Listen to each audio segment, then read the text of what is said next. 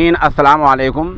आज 11 जुलाई है और ईद उल अज़हा का आज चाँद नज़र आ गया है, अल्हम्दुलिल्लाह अला ज़ालिक। दिल्ली जामा मस्जिद के शाही इमाम हज़रत मौलाना सैयद अहमद बुखारी ने बाज़ाब्ता इसका ऐलान कर दिया है और उनके जो मुआविन पिए हैं वहाँ से हमारे पास उनका इश्तिहारनामा ऐलानिया आ गया है, जो हम आपके सामने पेश कर रहे हैं। उधर रुयत हिलाल आम हुई है, आम चाँद दिख गया है।